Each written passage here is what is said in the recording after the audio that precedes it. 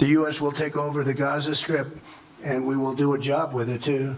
Everybody I've spoken to loves the idea of the United States owning that piece of land. I also strongly believe that the Gaza Strip, which has been a symbol of death and destruction for so many decades and so bad for the people anywhere near it, and especially those who live there, and frankly, who's been really very unlucky. It's been very unlucky. It's been an unlucky place for a long time, and it should not go through a process of rebuilding and occupation by the same people that have really stood there and fought for it and lived there and died there and lived a miserable existence there.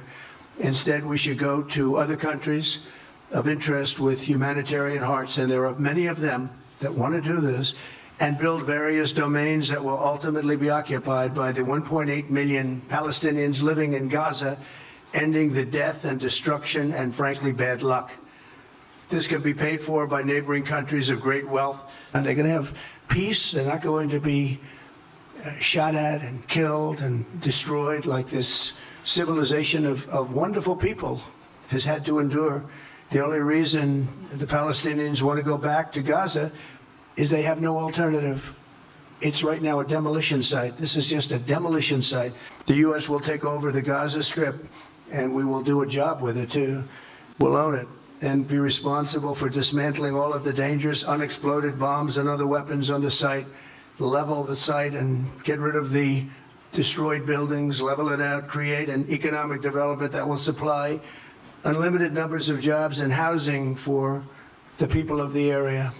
Do a real job, do something different. You are talking tonight about the United States taking over a sovereign territory. What authority would allow you to do that? Are you talking about a permanent occupation there? Redevelopment? I do see a long-term ownership position, and I see it bringing great stability to that part of the Middle East and maybe the entire Middle East.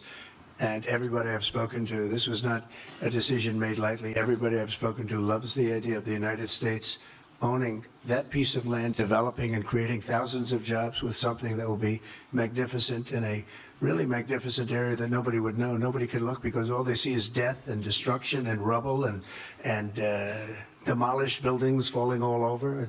It's just a terrible sight.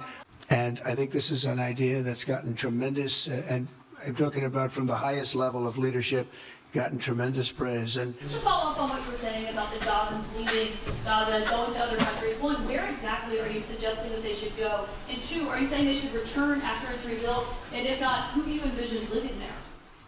I envision the world, people living there, the world's people.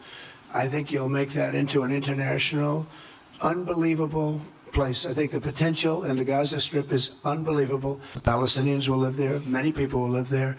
But they've tried the other, and they've tried it for decades and decades and decades. It's not going to work. It didn't work. It will never work. And you have to learn from history. History has, just can't let it keep repeating itself. We have an opportunity to do something that could be phenomenal. And I don't want to be cute. I don't want to be a wise guy, but the Riviera of the Middle East, this could be something that could be so bad. This could be so magnificent. But more importantly than that is the people that have been absolutely destroyed that live there now can live in peace in a much better situation because they're living in hell.